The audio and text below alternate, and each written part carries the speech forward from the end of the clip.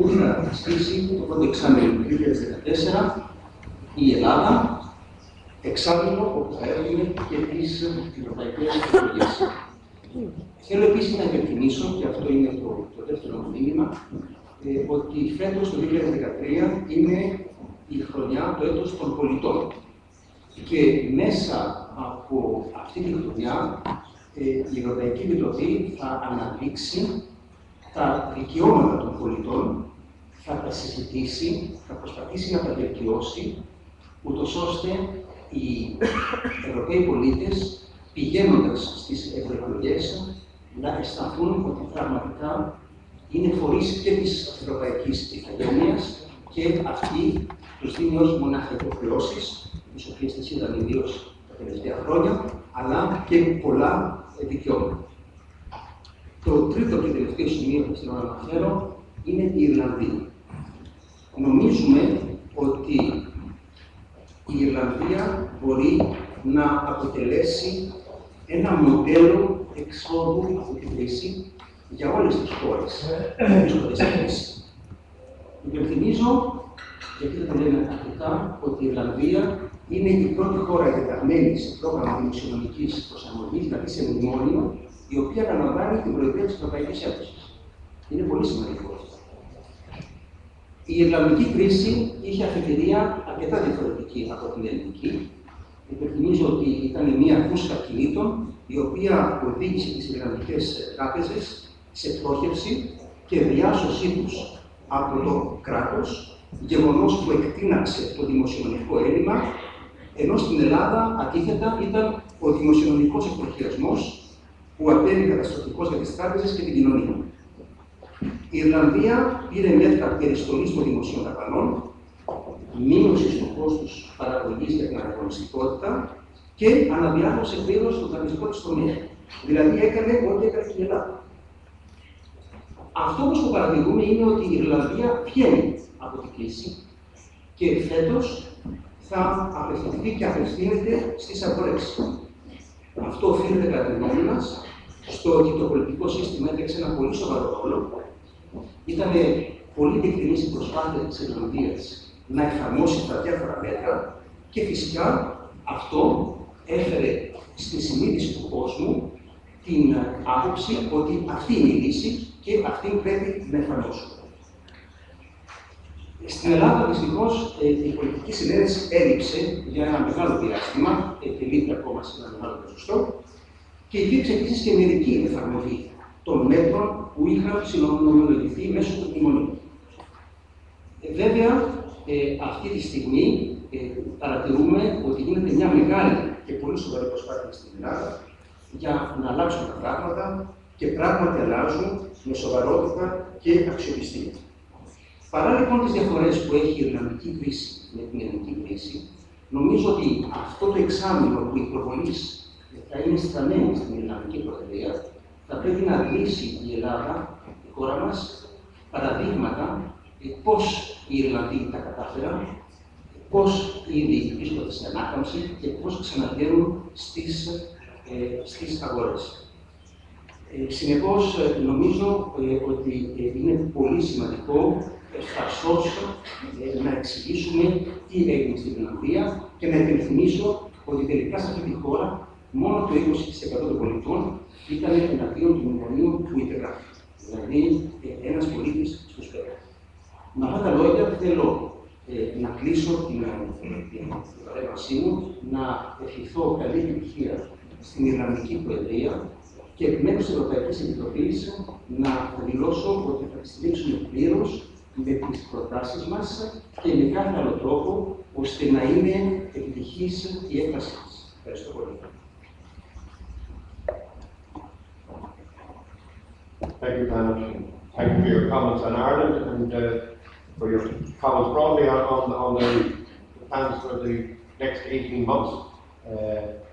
And thank you also for your comments with regard to the Cypriot presidency, because each presidency begins from the position which its predecessor has achieved, and Ireland very much appreciates the work of Cyprus during the past 6 months, many achievements across all the policy areas.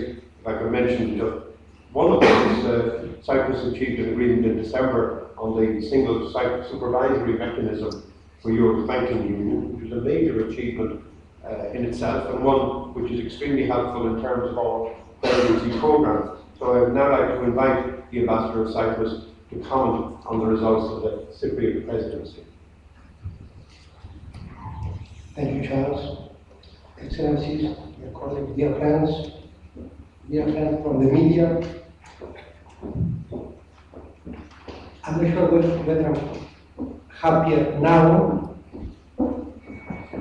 than how I felt 6 months ago when we met again in this room, when we were taking over, now that we hand over.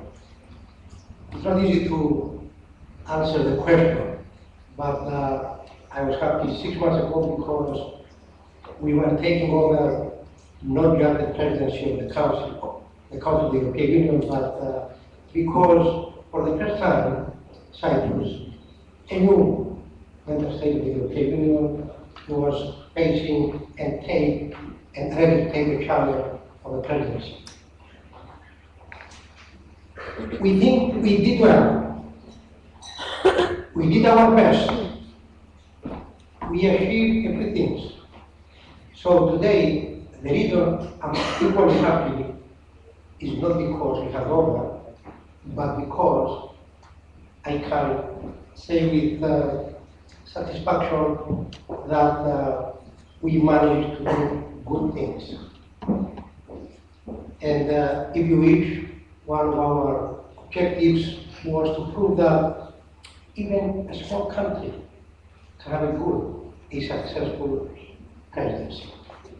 The challenge was there, the pressure was there, and we knew that.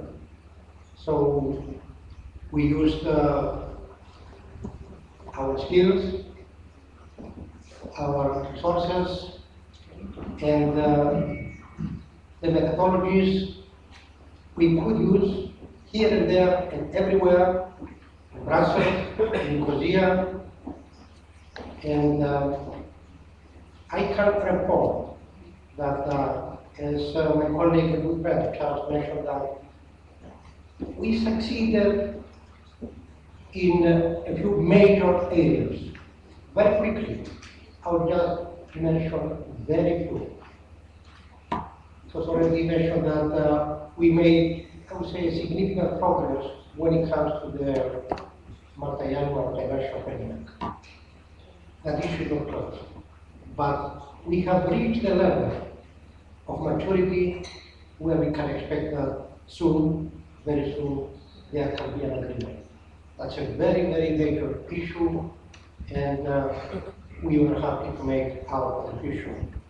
And of course, we had an agreement on the budget of 2013. That was also something. When it comes to the other objective of promoting a Europe with a better performing and growth-based economy, I can again mention what already Charles mentioned, that we had an agreement for the creation of a single supervisory mechanism. I think that's a major breakthrough. Of course, this institution will have to be evaluated when we have results, when it's implemented, and we can judge on the basis of results and achievements. Also, I can mention that another major agreement was the unitary patent package. Just to mention that negotiations or consultations lasted for about 30 years. So we consider this another achievement of the Cyprus presidency. On another issue, especially when it comes to trying to promote Europe as a more relevant to its citizens, and always keeping an eye on solidarity and social cohesion, we made significant progress in promoting the European policy on asylum. again, the issue is not closed, but we came very, very close. And I'm sure within the next few months, we'll have a final agreement on that too. I'm especially proud to mention that when it comes to common maritime policy, shipping issues, and not only, we have the Limassol Declaration. Limassol, let me remind you, that here is a major city in Cyprus, a major shipping center. And I think that declaration was another milestone because we can see that another need is met, a need for the European Union, the member states, and the European integration process. Have a common policy on maritime issues. And in another area, Europe in the world, closer to its neighbors, and enlargement, I think everything proceeded smoothly.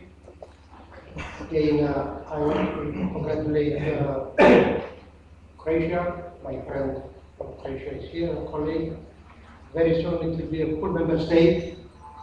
And with the negotiations, accession negotiations with Iceland, good progress, a number of chapters were closed. Montenegro, also chapter was open and closed. So there has been progress in that area also. Another issue that we have to address and promote in this area, Europe in the world, we managed to start the negotiations between the EU and Japan on free trade. I think that was another breakthrough in a way. I'm not here to take much of the time, but these are just indicative successes of the Cypriot presidency. I want to move to another level of satisfaction, thanks, and gratitude. The Embassy of Cyprus here in Athens had to do its own presidency and activities. And I was especially pleased to have the cooperation and the valuable contribution of all my colleagues in organizing events here in Athens. Allow me to point out that we had several head of mission meetings, and I would like to thank all the ministers, the Greek government, and all the ministers who came to make the presentation. Mr. Ramopoulos, the Minister of Foreign Affairs, was there. Minister Kostis Hachikostis, Minister of Development, Competitiveness, Infrastructure, Transport, and Networks, and of course, Antonis Manitakis, the Minister of Administrative Reform and Electronic Government, were there. The choice of ministers was, allow me to say, critical. Critical issues: foreign policy, administrative reform, development. And we had the opportunity to exchange ideas, to raise questions, get answers, and keep the dialogue and the interaction going. And of course, we had the leader of the main opposition, Mr. Alexis Tsipras, at one of our head of mission meetings to hear what the main opposition has to say about the issues and the challenges which Greece is facing at these difficult times. Of course, we had quite a few cultural events, and I want to thank again all my colleagues who attended, who were there and supported the Cypriot presidency. And concluding, I want to say that as Cyprus, we are really happy that we could make our little contribution in strengthening, sustaining, and reinforcing the European integration process. the presidency, of course, we had to be honest brokers, and I think we were. We had excellent cooperation with the other institutions of the European Union, the European Parliament, the Commission, the Member States, and just maintaining the good, the productive interaction is part of what the European Union is all about. And I'm especially pleased to mention that although a small country with limited resources, we managed to handle things properly and in a productive manner. Again, I want to conclude by thanking all those who were close to us and worked with us, but especially I want to thank the two other members of the team, Denmark and Poland. My colleagues from Poland and Denmark, who we work together, a team, collective spirit and action. And again, this is what the European Union is all about, to work collectively. And now is the time to say good luck to the new trio, and of course to the Irish presidency. I have been talking with my good colleague and friend Charles recently, and of course this dialogue will continue, and we have accumulated some experience, and of course we'll be happy to share that with the colleagues, and we are here again to continue the dialogue and the pursuit of common goals. And as you know, now is the moment. Here in Athens, we have the Festos this week. As you know, for 2,000-3,000 years, there is an ongoing effort to decipher the discourse. It has not been possible so far. So, my good friend, I wish you good luck in deciphering the discourse, and also all the best in the process. Thank you very much. Thank you. Thank you. Thank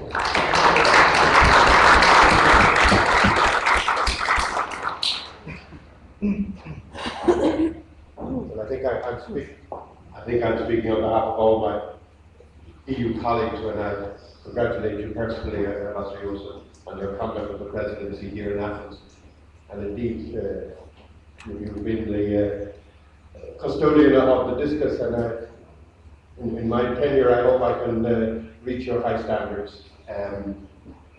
The torch is passing from an island in the southeastern Mediterranean to an island on the west coast of Europe, and indeed the integrated maritime policy is something of the utmost importance to us, and we hope to advance an Atlantic strategy in a similar mode. As I mentioned, the Irish presidency is a 6-month agenda, but the trio presidency covers an 18-month agenda, which will be brought forward by Ireland, and then Lithuania, and of course the Greek presidency in the first half of next year. And you have copies of the trio programme. So I'd like to invite, firstly, the ambassador of Lithuania to comment on the trio programme in terms of his own country's plans for the second half of this year. Thank you, Ambassador. Ladies and gentlemen, I'm really feeling already the chairmanship spirit here, because for us it's very important. We will chair EU Council first time in our history, and that's a big responsibility. I will not talk, not prepared to talk much, because I will have a lot of time for that in the next half of 2013.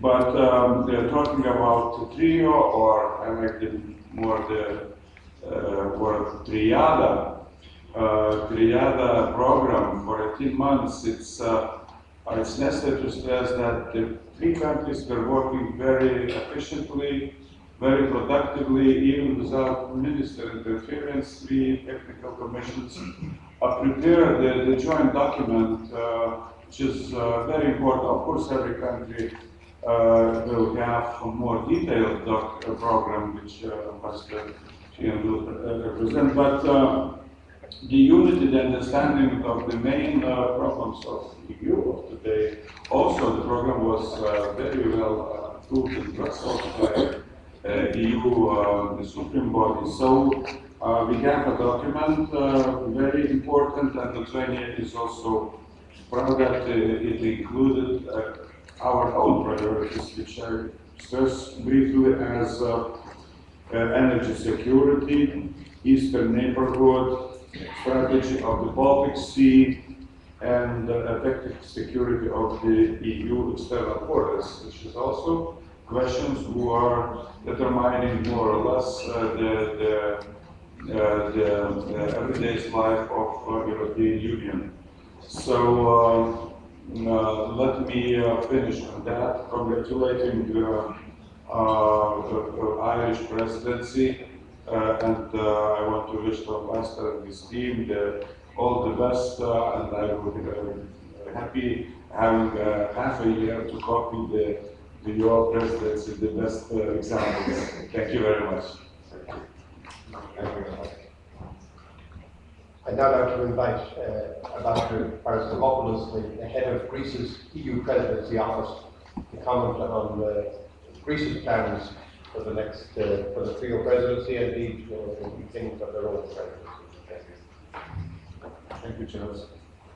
Καταρχήν θα ήθελα να ευχαριστήσω για τη φιλοξενία στα γραφεία του Ευρωπαϊκού Κοινοβουλίου, να εκφράσω θερμές ευχές και ευτυχίες στην Ιρλανδική Προεδρία και να συγχαρώ την απελθούσα Κυπριακή Προεδρία για μια εξαιρετική διακίνηση και προώθηση των ευρωπαϊκών πραγμάτων. Μια αληθή Ευρωπαϊκή Προεδρία.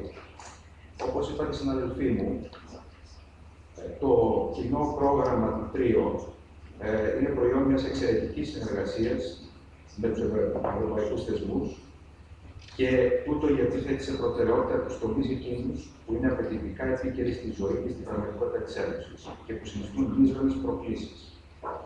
Ξεκινώντας από το οικονομικό σκέλος στην ευρύτερη δυνατή ανάπτυξή του, το πρόγραμμα του 18 μήνου επικεντρώνει επίσης στους άξονες γύρω από τους οποίους έχουν προσδιοριστεί γενικότερες προτεραιότητες που αφορούν την ποιότητα ζωής και την εξασφάλιση του Ευρωπαίου πολίτη, το τεχνολογικό μέλλον της Ένωσης, τη σχέση της με την Ευρώπη και τον κόσμο.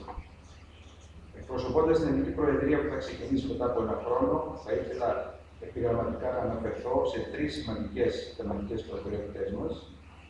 Η πρώτη θα είναι η διεύρυνση και βέβαια θα συνεχίσουμε και θα αναπτύξουμε περαιτέρω την θεματική προτεραιότητα της Ιρλανδικής Προεδρίας, που είναι επίσης η διεύρυνση και επίσης και της Λιθουανικής, με μια ειδικότερη επικέντρωση στα Δυτικά Βαλκάνια. Πιστεύουμε ότι είναι καιρός και πάλι η Ευρώπη να εγκύψει σε αυτόν τον χώρο, τον ευρύτερο ευρωπαϊκό χώρο, που χρειάζεται ενίσχυση, προώθηση προς την ευρωπαϊκή ιδέα. Στο πλαίσιο αυτό, προτιθέμεθα να εξετάσουμε την προοπτική να συγκαλέσουμε και μια σύνοδο κορυφής Ευρωπαϊκής Ένωσης Δυτικών Βαλκανίων. Η δεύτερη θεματική προτεραιότητα είναι φυσικά ανάπτυξη και εργασία. Η δημιουργία θέσεων εργασίας είναι πολιτικό ζήτημα που διαπερνά την ατζέντα όλων των συμβουλίων σε όλες τις θεματικές συνθέσεις. Υπάρχουν εξειδικεύσεις 3-4 θεμάτων σε αυτή την προτεραιότητα. Δεν είναι του παρόντος να αναφερθώ, αλλά νοούμε το θέμα της εργασίας και της ανάπτυξης στην ευρύτερη δυνατή έννοια. Και τέλος, η τρίτη θεματική μας θα είναι η ανθρώπινη κινητικότητα. Η πλήρης εξασφάλιση της ελεύθερης διακίνησης μέσα στα όρια της Ευρωπαϊκής Ένωσης, με σκοπό την ολοκλήρωση μιας ανοιχτής και ασφαλούς Ευρώπης στην υπηρεσία των πολιτών. Θα προωθήσουμε βεβαίως την ενιαία προσέγγιση στη μετανάστευση και το κοινό ευρωπαϊκό σύστημα ασύλου, στη βάση της δίκαιης κατανομής βαρών και αλληλεγγύης μεταξύ των κρατών μελών. Οι προαναφερθήσεις θεματικές μας φυσικά εναρμονίζονται στο πλαίσιο των αγώνων της Ιρλανδικής και της Λιθουανικής Προεδρίας. Πράγματι, τόσο η θεσμική εξέλιξη της Ευρωπαϊκής Ενωτήσης και συνεργασίας που πραγματοποιείται με τις εμπροκειμένες προβλέψεις της Συνθήκης της Λισαβόνας, όσο και η επιτακτική αναγκαιότητα που επιβάλλει η βαθιά κρίση στην Ευρώπη για πλέον ουσιαστικό συντονισμό και μάλιστα σε βάθος χρόνου του έργου των Προεδριών, έρχονται σε αυτή την ιδιαίτερα δύσκολη συγκυρία να δώσουν στην Ένωση μεγαλύτερη αποτελεσματικότητα. Ήθελα να πω τσάρως ότι οι τρεις χώρες μας βρίσκονται και οι τρεις στα σύνορα, στα όρια, στα φροντίδια της Ευρωπαϊκής Ένωσης. Αυτό μας δίνει μια ιδιαίτερη, ενισχυμένη, αν το επιτρέπετε, συνείδηση της ευρωπαϊκότητας και ήθελα να προσθέσω ότι εκ μέρους της ηγεσίας μας, αν και η Ελλάδα την εποχή που θα προεδρεύσει θα βρίσκεται ακόμη σε μια ιδιαίτερη απαιτητική συγκυρία για την ίδια, αλλά και εν ώψη σημαντικών θεσμικών εξελίξεων στην Ευρωπαϊκή Ένωση, δηλαδή εκλογές για το νέο Ευρωπαϊκό Κοινοβούλιο και επίσης ανάδειξη νέας επιτροπής στο 2014, θέλουμε να διαβεβαιώσουμε τόσο η οργάνωση, η οποία έχει ήδη αρχίσει και προχωρεί θετικά και έγκαιρα, όσο και η εκτέλεση του ευρωπαϊκού μας καθήκοντος θα είναι στο ύψος των απαιτήσεων, όσο και της ιδιαίτερα διακεκριμένης παράδοσής μας ως Προεδρία στο παρελθόν. Σας ευχαριστώ.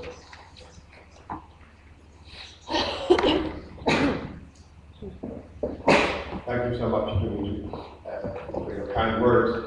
And now I'd like to turn to the Irish presidency programme. And I could begin maybe by talking about our overall approach to the presidency.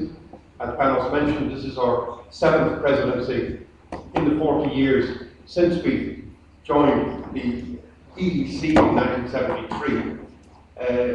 During our 6 previous presidencies, Europe has faced major challenges, but there have also been real opportunities in each of those.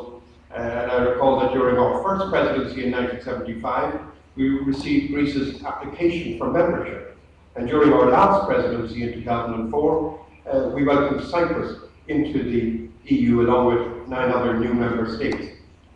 So in dealing with the challenges facing the EU today, I might say that the 7th Irish presidency will combine realism with a sense of optimism and ambition. Now, the best source of information on the Irish presidency will be our official presidency website, which you see there, www.eu2013.ie. And along with the news and social media, it has an updated calendar of meetings, including some 170 which will be held in Ireland. And importantly, the media can get press accreditation online for these meetings. And I'd like to say that the embassy in Athens would be happy to offer advice to any Greek journalist who is looking forward to visiting Ireland during the presidency. Now let me turn to what I call the 4 themes of the presidency, and Panos mentioned earlier some key points, because across the whole range of the EU's activities, the Irish programme has identified goals and outcomes, as I say, that are ambitious and feasible. And you'll see in the presidency programme the specific proposals for each of the 10 formations of the Council.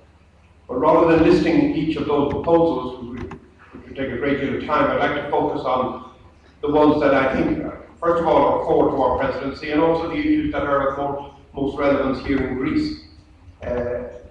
There is an overarching focus on the challenge of getting the European economy back on track by improving the EU's global competitiveness, promoting economic growth and creating jobs. And this will be the central theme of the Irish presidency, whose motto consists of 3 simple but all important words: stability, jobs and growth. This Irish priority is shared, I believe, by governments and citizens across Europe, and I feel it will surely have strong support and relevance here in Greece. The Irish presidency will therefore place a clear focus on facilitating economic recovery through a number of initiatives which are designed to stimulate growth and job creation. And these initiatives appear in practically all the areas of the programme, particularly, of course, in the area of economic and financial affairs. And Ireland will focus firstly on restoring stability in the euro area and the broader European economy. European leaders have agreed on the need to break the link between banks and sovereigns And in December, as I mentioned, an agreement was reached under the Cypriot presidency on the single supervisory mechanism. The Irish presidency will build on this momentum towards banking union, working on deposit guarantee schemes and on bank resolution and recovery.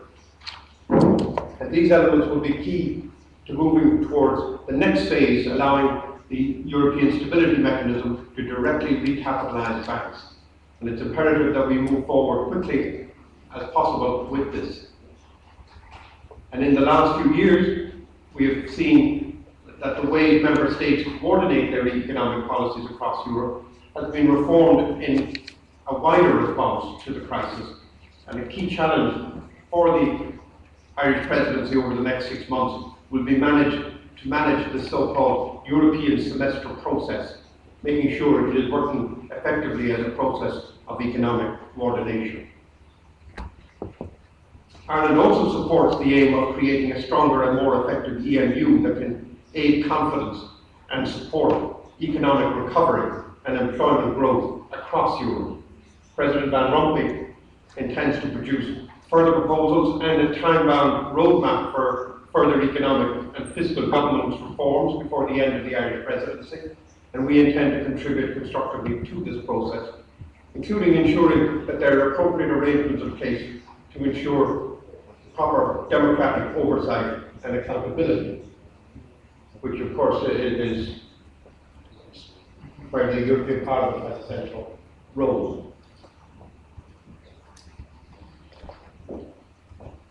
I began by talking about economic stability, and I now turn to our focus on jobs.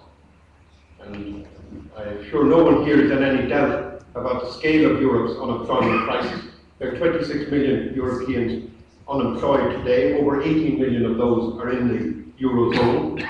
Everything must be done to foster an environment in which jobs can be created for them.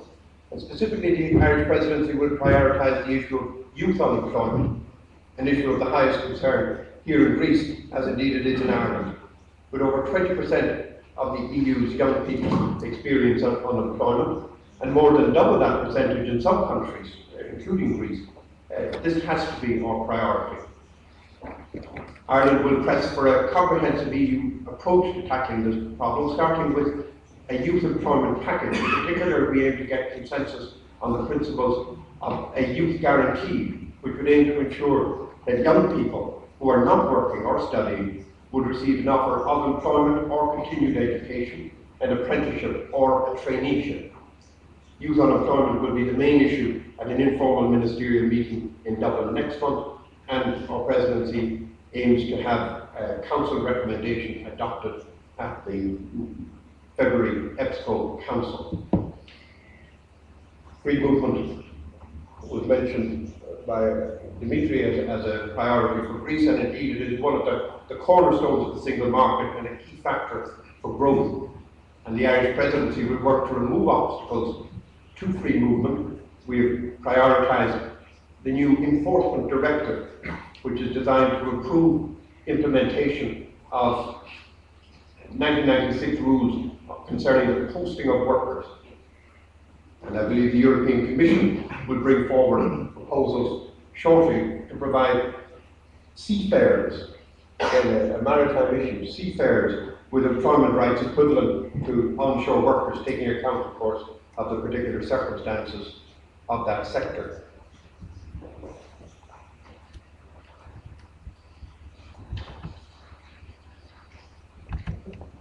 Ireland aims to lay the foundation stones for future EU policies through the agreement on the multi-annual financial framework for the period 2014 to 2020.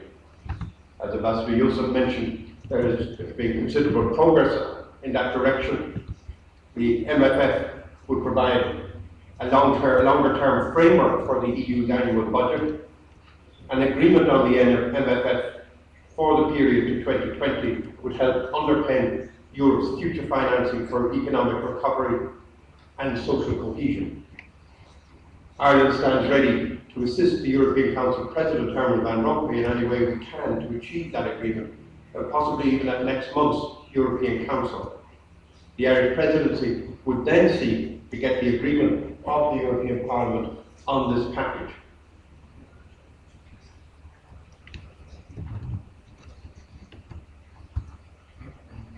As a small export-driven economy, Ireland is very conscious of the importance of the single market, and we will focus on those sectors in the European economy with the highest growth potential. And here are just a few examples from our programme which involve important EU legislation. Because in tackling the current economic crisis, Europe must not lose sight of its fundamental strength as the largest single market in the world. Ireland aims to tap into the growth potential of the single market, prioritising a number of measures from the first single market package. For example, we will be aiming for an early agreement on the Professional Qualifications Directive. As I said, we have benefited from the European single market as a small export-driven economy, and we will be looking to accelerate progress in that direction. We will promote a digital economy, trying to make progress on issues which span a number of council formations. These include issues of intellectual property rights, and indeed the European patent was important there, cyber security,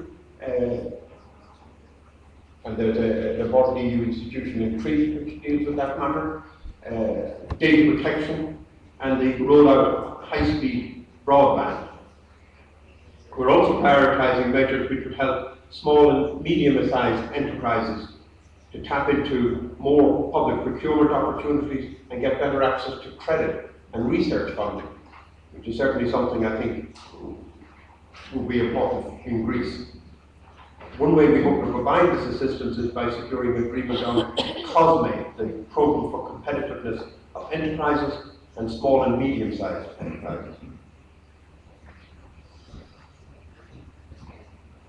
Trade agreements are a high priority for the Irish presidency. We believe that these agreements offer the potential to add up to 2 percentage points in additional growth in GDP across the EU. With the benefit of our traditional links with the United States, we hope to progress the idea of a comprehensive EU-US free trade agreement. Recent discussions we've had with the American side suggest that this is also a priority on their side. The presidency also hopes to achieve progress in negotiations on free trade agreements and investment protection agreements with Japan, India, and the ASEAN countries. And also with improving market access to China and protection of investments there. Of course, trade is just one aspect of Europe's place in the wider world, and now under the Lisbon Treaty arrangements, the presidency will work closely with the High Representative and her team, the EEAS, and drawing on Ireland's long-standing work in areas like peacekeeping and development cooperation. Ireland has just completed a year as chair of the Organisation for Security and Cooperation in Europe, the OSCE. We have recently been elected to the UN Human Rights Council, and we support fully the mandate to the new EU representative on human rights, Mr. Stavros Lambrinidis, a former Greek foreign minister, of course. Ireland will place particular focus on development and humanitarian policy, in particular looking at how the EU could contribute to the development of a successor framework to the Millennium Development Goals from 2015. We will host an international conference entitled Hunger, Nutrition, Climate Justice in Dublin, in cooperation with the Mary Robinson Foundation for International Climate Justice and other international organisations. I turn now to another external issue, the question of enlargement, which Dimitri mentioned as a particular priority of the Greek presidency. And the Irish presidency hopes to see substantial progress on Europe's enlargement agenda. We expect to see Croatia fully ready to join the EU immediately after our presidency on the 1st of July 2013, with Lithuania in the chair. We also hope to open all remaining chapters with Iceland.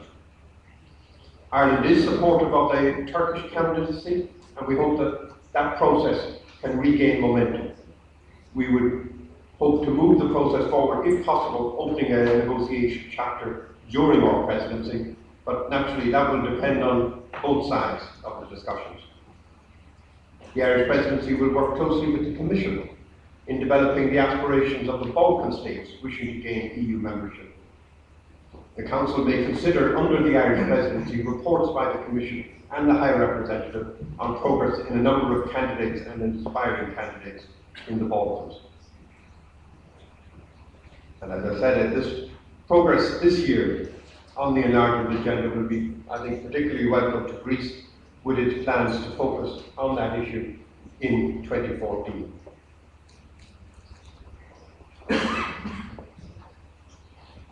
Panos mentioned earlier the European Year of Citizens. 2013 is the European Year of Citizens. It will be launched tomorrow in Dublin with the President of the Commission. The Year of Citizens is intended, as Panos said, to make our rights as EU citizens better known so that people can enjoy them to the full. The year will also encourage public debate about what EU citizenship means for us. For us as people of the EU. And tomorrow in Dublin there will be a citizens' dialogue involving some 200 people from all walks of life who will participate in a dialogue about the current economic crisis, the rights of the European citizens and the future of the European Union. And this will be the first of a range of public discussions and events that will be held across the EU in 2013. Yeah. I realise I've really only been able to sketch some key priorities of the Irish presidency. The Council has a heavy agenda over the next 6 months, which is set out in our programme. I haven't mentioned major issues such as justice and home affairs, the environment, agriculture and transport. You'll find the details in our presidency programme under each heading, and I hope it gives you a sense of our vision for the coming semester.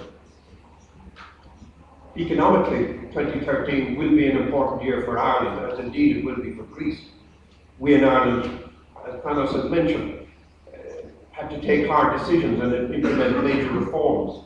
We have stabilised our economy and are now in the next phase of recovery, with economic growth restored and increasing trade and investment. Ireland aims to be the first country, we're the first country in a programme to take on the presidency. We aim also in 2013 to be the first country to emerge from an EU IMF programme. So Ireland's priority is to ensure that renewed growth comes with jobs for our people. Our presidency priorities for Europe therefore coincide very much with our national economic goals, and I think they also reflect priorities here in Greece, because Europe as a whole needs to move to a new phase of recovery. Working closely and constructively with the European Commission and the European Parliament, the Irish presidency believes it can achieve its goals with the support of our EU partners, and with Lithuania's leadership in the second half of this year, the stage will be set for Greece to assume the presidency in a year's time and to bring to completion the TRIO programme. Thank you for your interest and your attention. I'd be happy to respond to any questions that you have about the presidency programme. Thank you.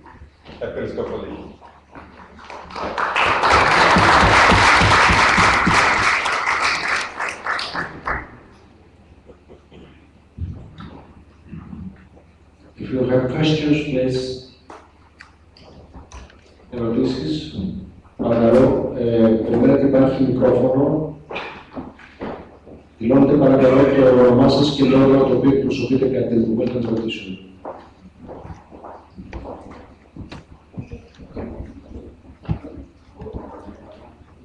Υπάρχει μικρόφωνο. Έχω δώσει το λόγο εκεί. Μια εκπροπέδα θα πέσει μετά.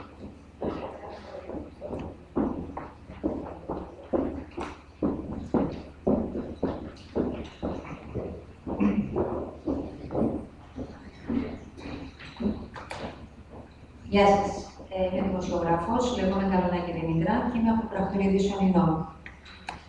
Καταρχήν, καλή επιτυχία. Δύο πράγματα μου κάνουν πολύ μεγάλη εντύπωση. Σε όλα το πρόγραμμα καταρχήν που θέσατε, το οποίο θα εντοπίσατε, δεν υπάρχουν πουθενά στοιχεία πολιτισμού. Τίποτα στο να αναδεικνύει το πολιτισμό. Το δεύτερο είναι, αναφερθήκατε σε μια ισχυρότερη ονέ και μιλήσατε ότι 26 εκατομμύρια άνθρωποι είναι άνεργοι στην Ευρωπαϊκή Ένωση, που από τα 18 είναι όλοι μέσα στο ευρώ. Δηλαδή, το ευρώ τσαλακώνει τους λαούς της Ευρώπης. Καταπληκτικό. Μιλήσατε για σπουδές. Στην Ελλάδα, ξέρετε, το πρώτο πράγμα που κάνουμε εμείς οι Έλληνες είναι δεν μας ενδιαφέρουν τα λεφτά, αλλά να σπουδάσουμε τα παιδιά μας. Αυτό δεν έχουμε πρόβλημα, ούτε την Ευρώπη. Το είχαμε πάντα. Και μιλήσατε και αναφέρατε μία λέξη, κυβερνοασφάλεια. Κυβερνοχώρα δηλαδή. Δηλαδή, όλοι οι Ευρωπαίοι λαοί πρέπει να έχουν μια κυβερνοκυβέρνηση από πάνω. Ερώτηση. Με βάση, δεν ξέρω αν γνωρίζετε καλά, κυκλοφορεί ένα βιβλίο, το οποίο το έχει γράψει ο κύριος Ραφ, ο κύριος Τέιλορ, που έχει πάρει στοιχεία από την έκτη δίκη και την εμβέλτιση, όπου εκεί αναφέρονται στοιχεία για την δόμηση της Ευρωπαϊκής Ένωσης. Μέσα εκεί αναφέρεται ότι ο ιδρυτής της Ευρωπαϊκής Ένωσης, της Ευρωπαϊκής Επιτροπής, ήταν ο ναζιστής ενός κλαμπ φαρμακοβιομηχανιών και από εκεί δημιουργήθηκε το νομοθετικό πλαίσιο που βάλαν κάποιους ναζιστές να φτιάξουν. Κυβερνοχώρες δηλαδή.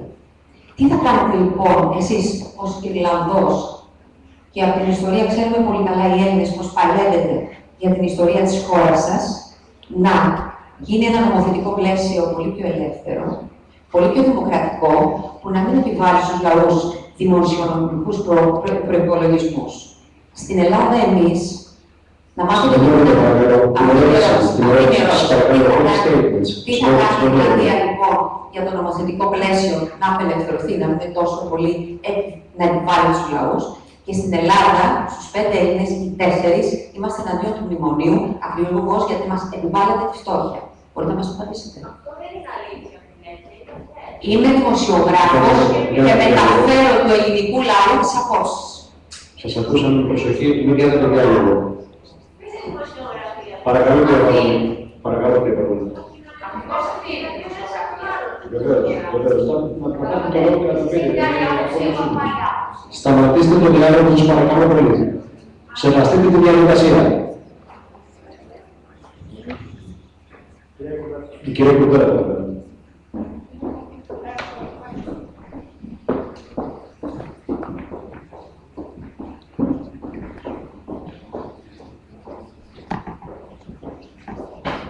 Λέγομαι Μαρίνα Κουμπέλα και εργάζομαι στην Οικονομική Εφημερίδα της Πέμπτης. Κύριε Πρέσβη, απευθύνω στον Ιρλανδό Πρέσβη και έχετε την προτεραιότητα ως Προεδρεύοντα. Κύριε Πρέσβη, καταρχήν να σας συγχαρώ γιατί βλέπω ένα ουσιαστικό πρόγραμμα της ουσίας. Θα μου επιτρέψετε να πω. Και θα ήθελα να σας ρωτήσω τρία πράγματα. Το ένα είναι το εξής.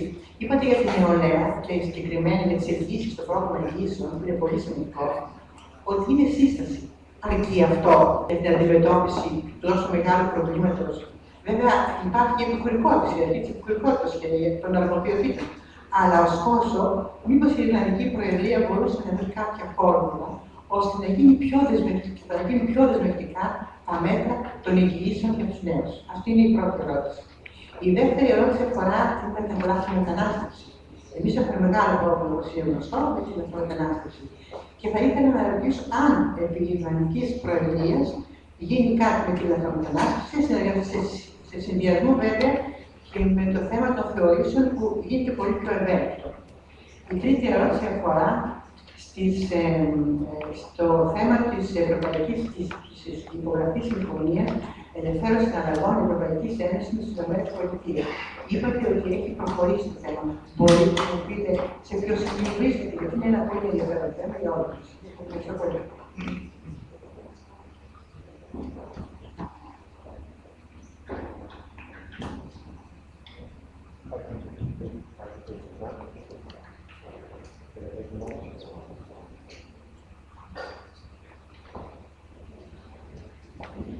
Thank you. Let me try and cover the many points that have been raised.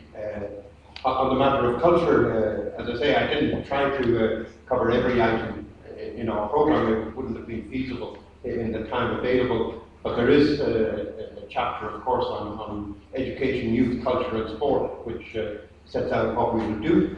The embassy also hopes to have cultural activities, as the Cypriot embassy indeed did during its semester, and we will inform the media over time as those events are being held. The question of 18 million unemployed in the Eurozone is precisely the focus of the Irish presidency. I don't accept that it's somehow the fault of the Eurozone, but I accept that reform is needed, and that is why we are looking to strengthen EMU and to address the issues. But it's a very complicated discussion. But I would certainly not accept that the Eurozone of itself is responsible for unemployment. But the Irish presidency, with the member states in the council, are going to be focused very much on addressing the needs of particularly the young unemployed. And the question was raised whether we would have a more binding form of youth guarantee. And that really depends on the willingness of member states and their different arrangements and their ability to deliver. But you're quite right, the recommendation wouldn't have the same level of legal force that, let's say, a regulation would have. But the important thing is that there would be a clear signal to young people that they would have some opportunity, ideally work or perhaps training or some other opportunity of that type. On the question of cyber government, I think it's essential that Europe deals with the issues in the cyber age, and I don't accept that there is some hidden agenda there. And Ireland is dealing with a difficult fiscal adjustment, as Greece is doing, but is doing so in solidarity with EU and with our partners in the Eurozone. On the question of illegal immigration, that certainly is a major priority, and I know for the Lithuanian presidency also it will be taken up. We have hoped to conclude the common European asylum system, which has been advanced considerably under the Cypriot presidency, and I think it's right for conclusion during the Irish presidency. I don't suggest that it's going to solve the problem of illegal immigration, but the pressures are there, but it provides a new legal framework with which Europe can deal with the question particularly of asylum seekers. On the question of discussions with the US, I have to say that they're still at a relatively preliminary stage. The point I was making is that there is a willingness on the other side of the Atlantic to make progress. There's the second Clinton administration, the second Obama administration seems to be open to advancing that issue. So but it's not at a stage yet where we can aim to have substantive agreement on it. Thank you. Thank you very much. Συνέχεια ερώτηση παρακαλώ, ο κύριος.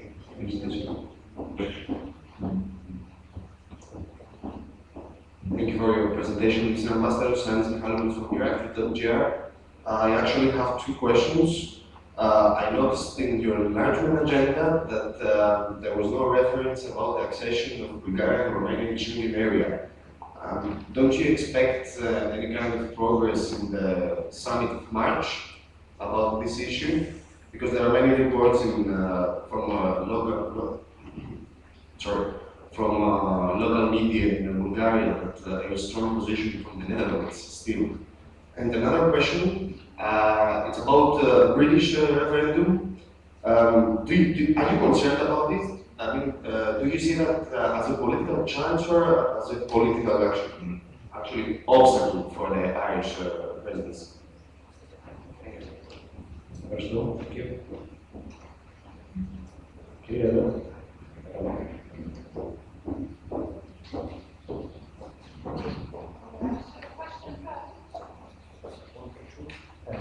It's a question for your enlargement process. Sanya Ristovska, Channel 5 TV, Republic of Macedonia. I would like to ask you, said that you will work with the European Commission about the enlargement process. What can we expect for the Republic of Macedonia? We had a report, it was positive, but we have the problem with Greece. Can we expect that during the Irish presidency in Macedonia to start negotiations with the European Union? Thank you.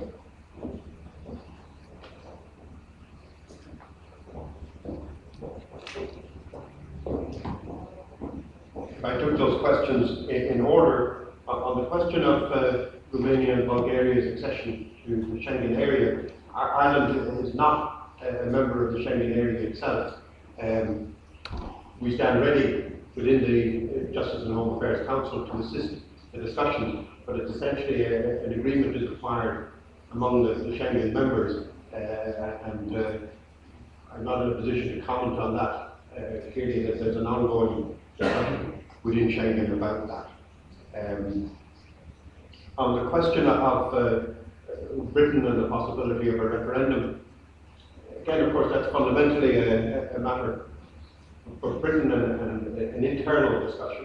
Of course, Ireland, as a near neighbour, has strong connections, and would certainly want to see Britain remain in the European Union, but the question of what terms or what issues that Britain might raise has not yet, let's say, come to the table in Brussels.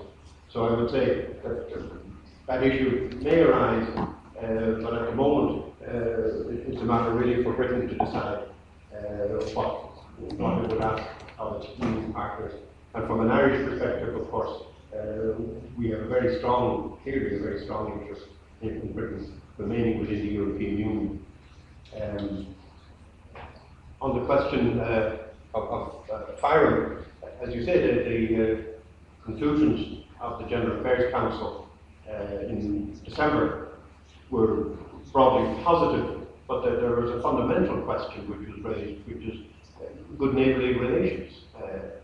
And of course, here in Athens, there's a specific issue that needs to be addressed, the question of the name issue, which is being dealt with under UN auspices. And I know even yesterday, the Secretary General's representative was here, so we look to see what progress may be made on that, but that is a fundamental question for progress, which we wish to see, but can really only be made in a context where there is progress in that question of good neighbourly relations, particularly the name issue. Thank you, George. Επόμενη ερώτηση, παρακαλώ, κύριε Παπαγωνή. Λένα Παπαγωνή, την Ελευθερία, την εφημερίδα που σήμερα ξαναρχίζει μετά από πολύχρονη διακοπή και είναι χαρά μας και χαρά σας. Ξεπεράσαμε το προηγούμενο δημοσιογραφικό επεισόδιο, διότι ο κάθε ένας έχει δικαίωμα να ρωτάει ό,τι θέλει, όχι όμως να μιλάει στον όνομα του να του αρέσει. Ήθελα να πω, με αφορμή τα φορολογικά μέτρα του Αμερικανού Προέδρου Ομπάμα προς τους ισχυρούς της χώρας του και στη συνέχεια του Γάλλου Προέδρου Ολάντ, επίσης προς τους ισχυρούς της χώρας του, οικονομικά ισχυρούς, πράγμα το οποίο προκάλεσε και θετικά αλλά και αρνητικά φαινόμενα όπως την αποχώρηση από τη χώρα κάποιων μεγάλων επιχειρηματιών που έχουν και αυτοί τα επιχειρηματά τους βέβαια. Ήθελα να ρωτήσω αν η Προεδρία, η τωρινή, θα επηρεαστεί σε επίπεδο προβληματισμού από τέτοιου είδους πολύ σοβαρά μέτρα που θα βοηθούσαν την κρίση και είναι ιδιαίτερα και τη δική σας χώρα, αλλά και την Ελλάδα όπως ξέρετε. Σας ευχαριστώ. Ευχαριστώ πολύ. Επόμενη ερώτηση, παρακαλώ. Γεια σας, είμαι από το Γαλλικό Μοντισέρ και ήθελα να ρωτήσω σχετικά με τη τη διεύρυνση είναι από τις προτεραιότητες της Ιρλανδίας. Θέλω λοιπόν να ρωτήσω ποια θα είναι η στάση της, ειδικά απέναντι στην Τουρκία, λαμβάνοντας υπόψη ποια ήταν η συμπεριφορά της Τουρκίας τα προηγούμενα χρόνια, απέναντι στην Κύπρο ειδικά.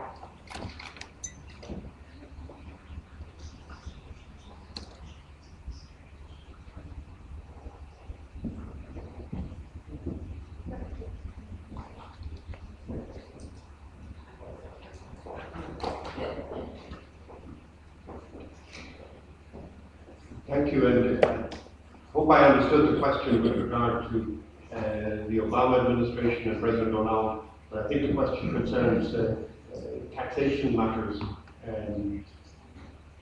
and there are issues of taxation which will be discussed at the ECOFIN, the Economic and Financial Council. And essentially, there is a division between the responsibilities of the member states and the collective EU. And what you see is decisions by member states within their own areas of prerogatives in terms of taxation. And that is a fundamental position that Ireland supports. Now, perhaps you're thinking in terms of the transaction tax or the corporation tax. These are issues which will be discussed at the Council, but I don't think they would bear on the discussions we've seen in Washington or the decisions in Paris. For Europe, the real issue is the multi-annual financial framework. That is the mechanism by which Europe will have funding for the programs that it needs over the coming years. And that really doesn't connect with the discussions in Washington or the decisions of the French administration. On the question of Turkey,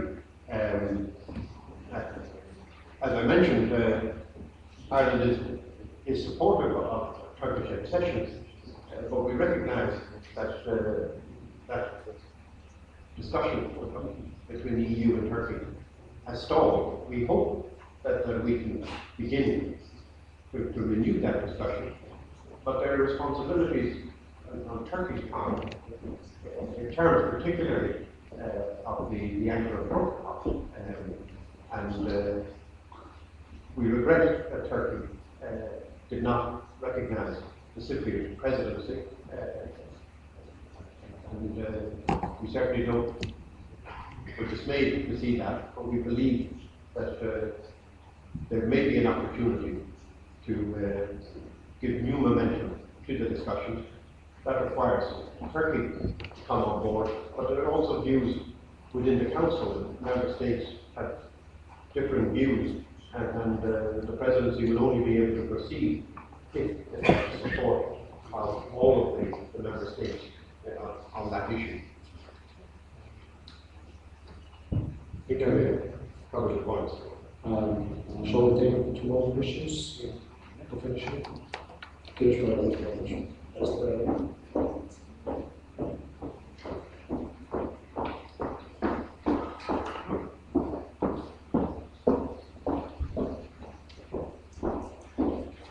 Ναι, κύριε Πρόεδρε, λέγομαι Τερτσιαπάς Μελιώτης και είμαι εκδότης περιφερειακής εφημερίδας με παγκόσμια κυκλοφορία.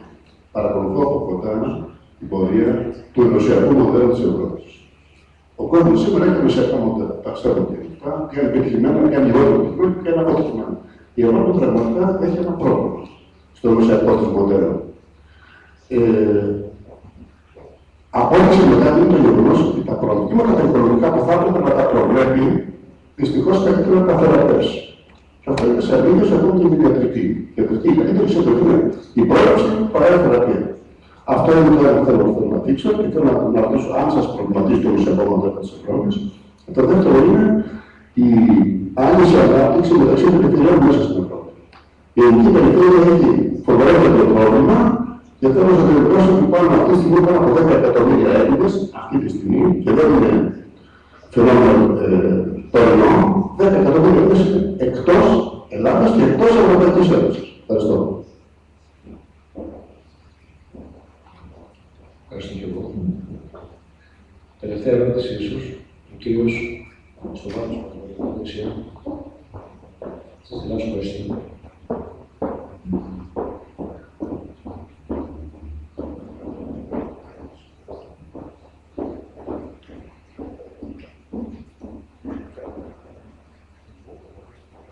Γεια σας, εκπροσωπώ την Ιρλανδική ιστοσελίδα. Θα ήθελα να ρωτήσω τον Ιρλανδό πρέσβη σε περίπτωση που επιτεθεί το στοίχημα που έχει τεθεί να βγει η Ιρλανδία στο προσεχές διάστημα στις αγορές και να καταφέρει να αντιμετωπίσει τα προβλήματά της, με ποιους τρόπους θα μπορούσε η Ελλάδα να παραδειγματιστεί από αυτή την προσπάθεια έμπρακτα. Είστε αισιόδοξοι ότι μπορεί να το επιτύχει και σε πιο χρονικό περιθώριο και σε περίπτωση που οι ΗΠΑ τελικώς στο μέλλον υπάρξει κάποιος εκτροχιασμός στα δημοσιονομικά τους. Βλέπετε κάποιο δυνατό αντίκτυπο στις χώρες της Ευρωπαϊκής Ένωσης που έχουν αντιμετωπίσει τέτοια προβλήματα. Ευχαριστώ πολύ.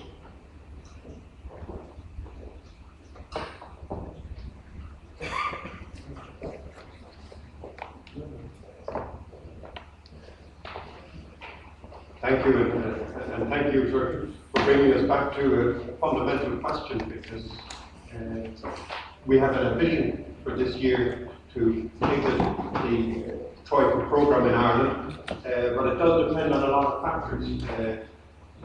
We have taken many steps which were very difficult, many reforms, but there are external factors in terms of the financial markets. Indeed, it was development on the international financial markets that began the crisis in the Eurozone. But we saw yesterday the international markets had sufficient confidence in Ireland to invest again. Our bond issue was substantially oversubscribed by international borrowers or lenders. So we believe that we will succeed by the end of this year. We believe that the programme has been successful so far. It's a rather different programme in each country. That's in a programme, there are different models of it, because each economy is different. The structure of the Irish economy is rather different to the Greek economy, and indeed Panos made that point at the very beginning, that the origins of our crisis were rather different to the Greek crisis.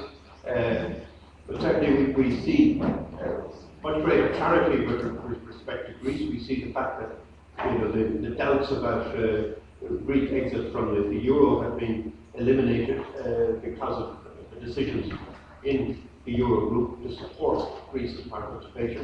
And on the Greek side, we see a determination to live up to its commitments. And certainly that won't be easy, but there is a sense of solidarity with Greece to keep Greece within the Eurozone and to provide it with the necessary support. So we certainly hope that when Greece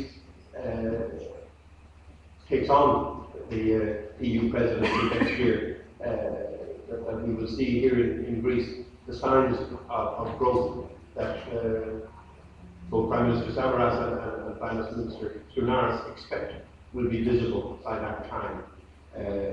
There is no simple model, but the basic idea of support within the Eurozone and a willingness to undertake reform, I think, is valid throughout. Thank you. Thank you very much, George, and everyone. Please do not go, because we have the traditional Greek pita to cut on the initiative of the Irish presidency. It was not our initiative, let's say, but Charles' initiative. Respecting the Greek tradition, thank you very much. And then we have an exception, of course. I wanted to honour the Greek tradition of cutting a pita at the beginning of the year. It's the beginning of the presidency. And also because I think it symbolises something about Europe, that in the end we all get a slice of this cake. One lucky person will find a gold coin, but it's a very democratic process. We don't know who will be the lucky one. So in memory of St. Basil the Great, and with best wishes for Irish presidency and for Lithuania and Greece. Indeed, for the entire Union. And the poor, indeed. We always remember the poor and certainly the unemployed. We hope if the Irish presidency can achieve one thing, it will be in that direction. Good luck, everybody. And not the best.